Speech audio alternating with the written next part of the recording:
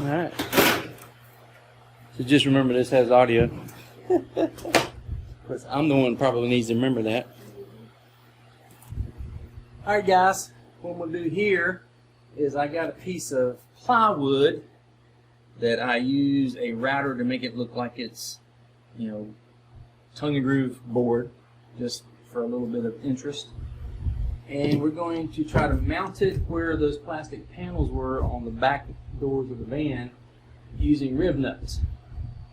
Now I have in the past tried to use the holes that basically, these are almost exactly the right size, but trying to put a Rivnut there and then trying to drill a hole in this panel that exactly fits that, pretty hard to do, and if it's not exact, the Rivnut usually strips out. So what I decided to do is I'm going to make my own holes using a drill bit the size of the Rivnut bolts that I'm using, which are 1 1/4 20 thread. And then I'm going to make the holes bigger and attach the Rivnuts. That way when I put this board back up, the holes should match and be good to go.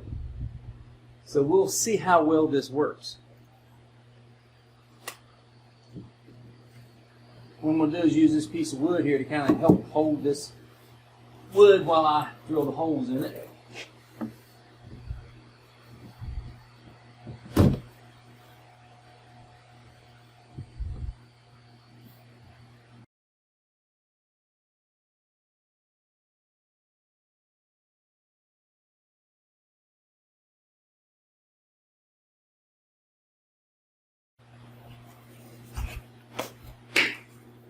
Alright.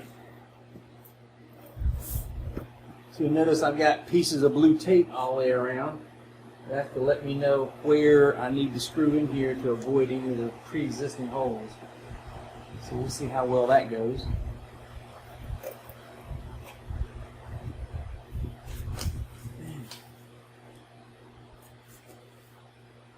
Notice there's one I can't get to. Shit. I'll just drill through the wood. I got it. Alright, so right here.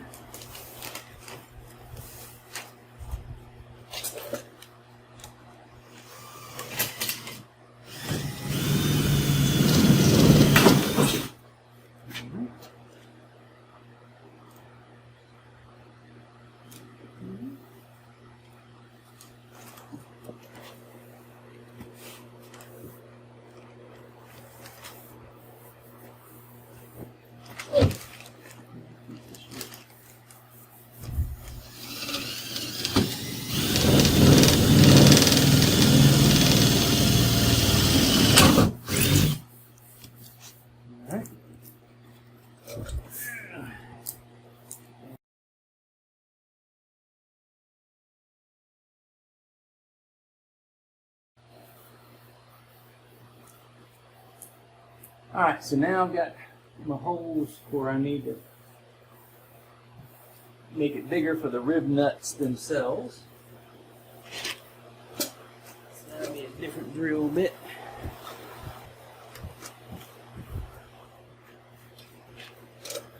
To make sure I got the right size bit for the Rivnuts that I'm using, which I did with a 1/4 20, I'm going to make a test hole and make sure this is the right size before I use one of the holes I need.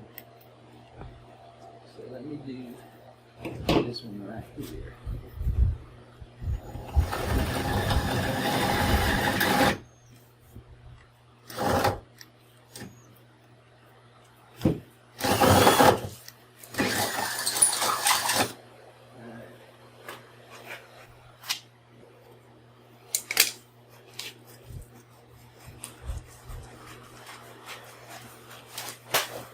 So here's the bolts I am using.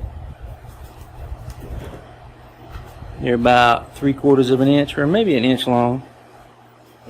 And here's what the Rivnut looks like.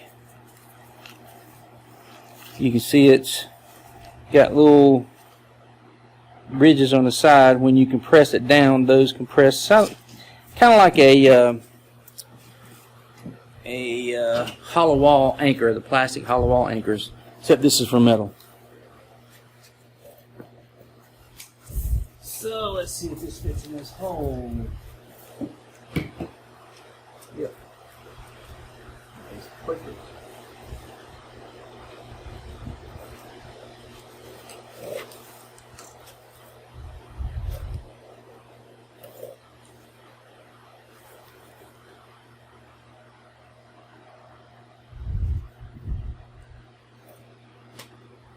Yeah, I'm gonna test one of these just to make sure. All right, so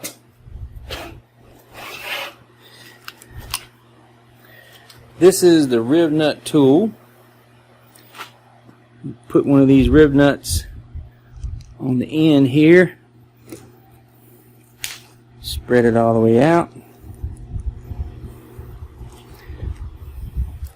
And then you put this inside the hole that you drilled and clamp it down. That's supposed to make it like a rivet. So let's do my test hole here.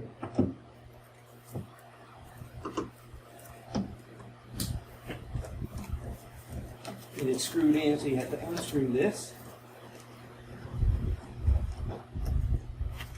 Alright, let's see. Screw right in. It's nice and tight.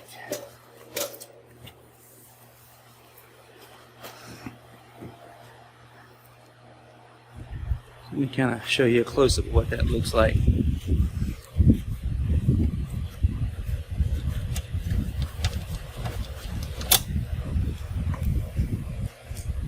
So it gives you something to screw into a piece of metal. Anyhow.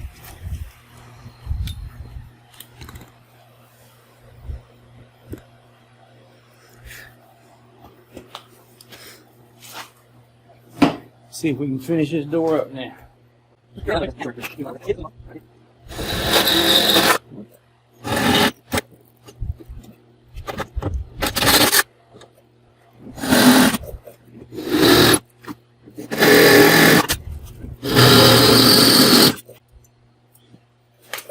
In situations like this, I leave the blue tape on until I'm finished, because as you can tell, there's like 40 holes in this door now. I need to know which ones I'm actually working with. Plus, there's extra holes that were in here from the paneling that the previous owner had, which was just a plywood sheet over this whole thing. So, a lot more holes than you normally have, but I keep them marked. All right, now.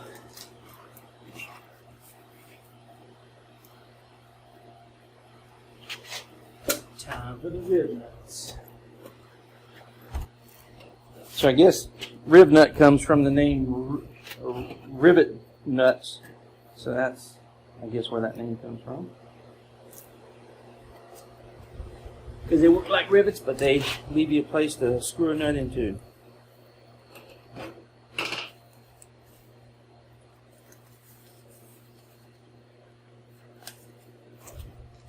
All right.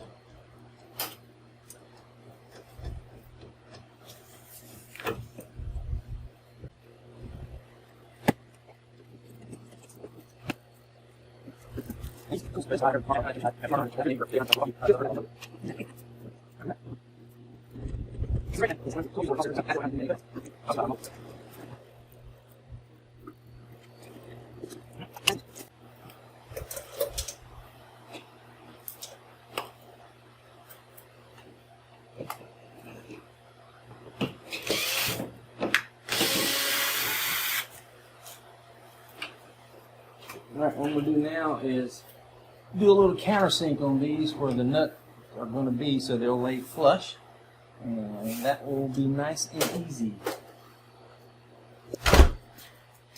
Well, that didn't work as good as I hoped. Maybe use a countersinking bit, not a regular bit, because it kind of just ripped the wood out, but I think it's good enough.